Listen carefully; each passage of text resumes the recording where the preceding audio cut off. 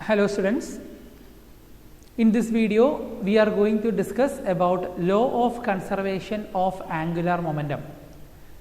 In the beginning of this chapter we studied law of conservation of linear momentum. There I told like this: if external force acting on a system is 0, then the linear momentum is conserved. The external force acting on a system is 0, then linear momentum is conserved. So here we are taking about the rotational case, so we are doing angular momentum conservation. So law of conservation of angular momentum states like this: if external torque acting on the system is 0, then the angular momentum is conserved. External torque acting on the system is 0, then angular momentum is conserved. So the linear momentum conservation was relating to force. If the external force is 0, linear momentum is conserved. If external torque is 0, then angular momentum is conserved. So conservation of angular momentum I am writing like this: if the total external torque on a system of particles is 0, then the total angular momentum of the system is conserved. We already studied the equation like this: tau is equal to dl by dt, isn't it? Tau is equal to dl by dt. This is the equation we studied. So here I am saying external torque acting on the system is 0. So that is why I have written tau as 0. So write like this: tau external is equal to 0. So tau is dl by dt and this tau is tau external. So if tau external is equal to 0, dl by dt is equal to 0, right? What is meant by dl by dt is equal to 0? Change in the angular momentum. Rate of change of angular momentum is 0. Meaning angular momentum is not changing, which means that angular momentum is constant. L is equal to constant. So law of conservation of angular momentum tells that if external torque acting is 0, angular momentum is constant. Now see one more thing. We already studied L is equal to I omega. Am I correct? L is equal to I omega, and I already told L is constant. So L equal to I omega. So if L is constant, I can say that I omega is constant. So if L is constant, then I omega is equal to constant. So I can write I1 omega 1 is equal to I2 omega 2. So you have to keep this in mind. If L is constant, I omega is constant, therefore I can write I1 omega 1 equal to I2 omega 2. So here I wrote I omega is equal to constant, right? What does that literally mean? I omega is equal to constant. What does that literally mean? It means that I proportional to 1 by omega. It means that I proportional to 1 by omega. That means if angular momentum, when we take the conservation of angular momentum, then if moment of inertia increases, then angular velocity will decrease, and vice versa. If moment of inertia increases, angular velocity will decrease. If moment of inertia decreases, then angular velocity will increase. That is the meaning I proportional to 1 by omega. Now let us see an example. Let us see an example. Imagine a planet, Earth. Earth is revolving around the sun. We already know the planets are revolving around the sun in elliptical orbits, not in circular orbits. And the sun is not lying at the center of the solar system. Sun is not lying at the center of the solar system. It is the planet is moving in an elliptical path. In the ellipse, we have two focus. One focus is here, another focus is here. Sun is at one of the two focus. That means sun is here in this figure. So the earth is revolving around the sun. Imagine this situation where the earth is closer. When earth is closer, see the distance between the sun and the earth less. That means r is less. Remember the equation I is equal to mr square. So if r is less, I will be less. Am I correct? I will be less. So if I is less, as per this equation, omega will be more. That means when the planet is closer to the sun, it moves faster. Similarly, look here. Here the planet is farther away from the sun. The earth is at this side. Think the distance from the sun to the earth is this much. R is more. The distance r is more. That means I is also more. And what happens if I increases?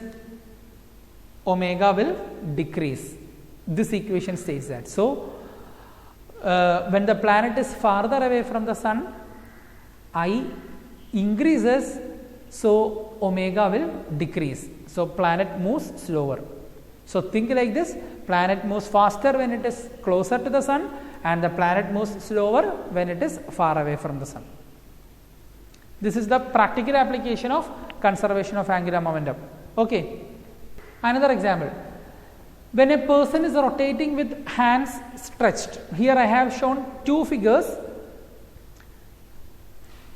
A girl is doing ballet dancing, and in the first figure, she is just stretching both the hands. In the second figure, the hands are brought closer and she is making the turn. So, in the first case, when she stretches the hand, what will be I? I is equal to mr square, right? So, when the hands are stretched, r is more. R is the distance from here to here. So, when the hands are stretched, r is more. So, moment of inertia is more, angular velocity will be less. So, she can rotate slowly. And when she keep the hands like this, what will happen? The hands are close. So, r is less, I also will be less. I means moment of inertia. Moment of inertia will be less and angular velocity will be more. So, in this case, the person can rotate faster, and in this case, the person can rotate slower. That is what it is written here. Okay. So, here you just see the third statement. In this situation, no external torque is applied. That is why angular momentum is conserved. The person is rotating by herself. She is rotating by herself. No one is making her to rotate. So, there is no external torque. That is why we use the equation angular velocity, angular momentum remains constant. So, as I decrease, angular velocity will increase and vice versa. Okay. So, take down this. Now, see the next application of conservation of momentum. Here you can see the person is doing a diving, springboard diver. So, he will just jump from the springboard, and you can see his first position. The first position is like this, and they have marked the center of mass here. And now what he is doing, the person is bending and the person is making the hands and legs closer together. See, hands and legs are closer together. So, when the hands and legs are closer together, moment of inertia is less, and when moment of inertia is less, angular velocity will be more. So, you can see here the person is starting the rotation, and here in this condition the person's rotation is more. because angular velocity is less, because moment of inertia is less, so angular velocity will be more. Then the person is stretching back to the original position, and finally you see when he reaches in this position, the rotation completely stopped because the moment of inertia is more, and then the person will jump. So in the beginning of the dive, she is pulling arms and legs closer, so I is reduced, omega increases. And at the end of the dive, the layout position, there he stretches the hands and legs, so I increases, the rotational rate is slower and less water splash. Okay, in all these cases you can see that the center of mass is moving the same parabolic path. That is what I have put dotted lines. The dotted lines actually showing the motion of the center of mass. So the center of mass is moving the same parabolic paths. Okay. Now see the next one, spinning volunteer. So what he is doing is, he is sitting on a rotating stool and he is just keeping both the mass on his hands and he is trying to rotate. So as we know, in the first figure he is stretching his hands wider. So when he stretched his hands, what happens? The distances from my center of mass, distances from the center of mass towards the hand, this length is r. So r is more, which means moment of inertia increases, angular velocity decreases, so he can rotate slowly. And when he keeps the mass like this, two masses are kept like this and then trying to rotate, what will happen? The distance, the r is only this much, a small distance. So when r is less, moment of inertia is less, and when moment of inertia is less, angular velocity increases. So here he can rotate faster and here he can rotate slower. Similarly, you can see tornado. During the tornado, the inner layers of the tornado will be with high speed, because you can see it is having, the tornado is having a conical shape like this, and at the eye of the cyclone, you can see the moment of inertia is very less, so the eye of the cyclone, the speed will be more. The inner layers of the whirlwind of tornado rotates faster because moment of inertia is less, angular velocity is more. And when we move towards the outer end, it is like this, wider.